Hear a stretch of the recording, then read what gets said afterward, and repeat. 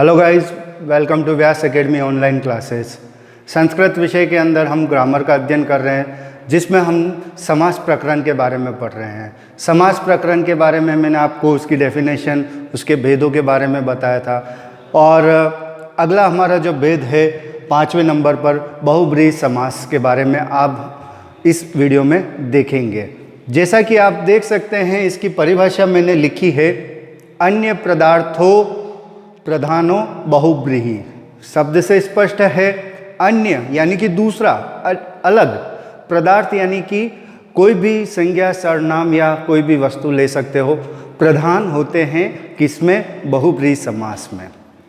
आपने अब तक तत्पुरुष समास के बारे में या फिर इसके विभिन्न भेदों के बारे में और द्विगु समास, अव्ययीभाव समास, इन सब समास में देखा आपने कि किसी न किसी समास में कोई न कोई पद प्रधान होता है, चाहे पहला पद हो या उत्तर पद हो या फिर दोनों पद प्रधान होते हैं। बट इस समास के अंदर क्या होता है?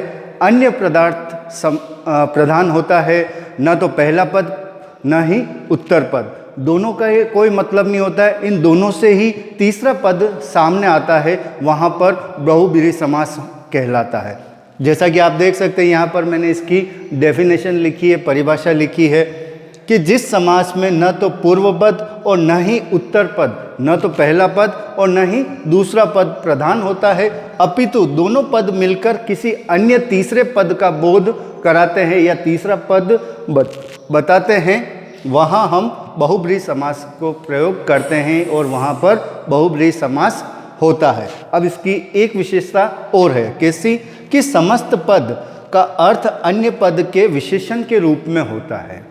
जो भी समस्त पद आ रहा है तो उसका जब हम अर्थ निकालेंगे तो वो अर्थ किसका निकलेगा? जो तीसरा पद निकल रहा है उसकी विशेषण के रूप में, उसकी विशेषता को शो करने वाला, उसकी विशेषता को बताने वाला होगा। वहाँ पर हम कौन सा समास यूज़ करेंगे?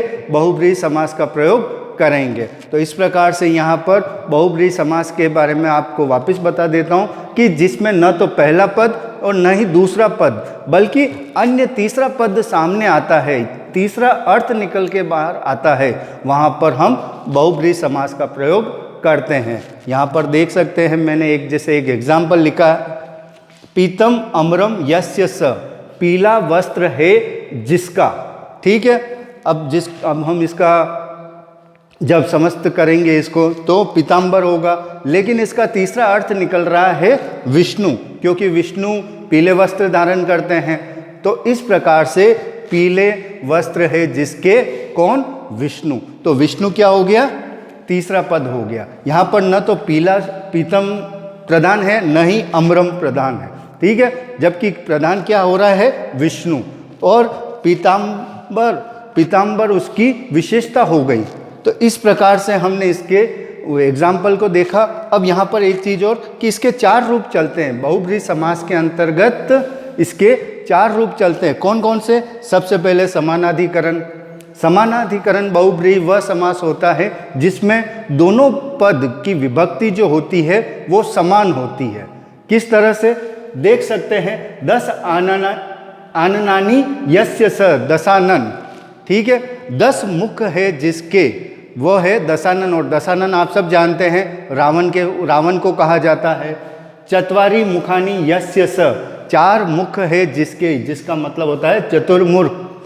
ठीक है, चतुर्मुख का मतलब होता है ब्रह्मा। उसके बाद फिर हम देखेंगे व्यधिकरण बहुब्रीहि। व्यधिकरण बहुब्रीहि का मतलब जिसमें दोनों पदों की विभक्तियाँ जो होती है वो अलग होती है, असमान होती है, वहाँ पर व्यधिकरण बहुब्रीहि समास का प्रयोग किया जाता है। जैसे कि एग्जाम्पल देख सकते हो, चक्रपाणो यस्य स, चक्र है जिसके हाथों में, जिसे हम चक्रपाणि के नाम से जानते हैं। और वो आप सब जानते हैं, चक्र किस देवता के हाथ में होता है? तो वह है विष्णु के हाथ में। सुदर्शन चक्र उन्होंने धारण किया हुआ है। ठीक उसी तरह से शूलपाणो यस्य स, शूलपाणि, और मतलब शूल का मतलब होता है त्रिशूल से। त्रिशूल है जिसके हाथों में, कौन? और सबको पता है कि त्रिशूल केवल एक देवता ही रखते हैं, भगवान शिव। तो यहाँ पर शिव, विष्णु तीसरे पद के रूप में सामने आ रहे हैं। फिर नेक्स्ट आता है तुल्य योगे बहुब्रीहि। तुल्य योग्य का मतलब होता है किसी की तुलना करने की योग में, और हम इसके साथ सह शब्द का प्रयोग करते हैं। किसका? सह।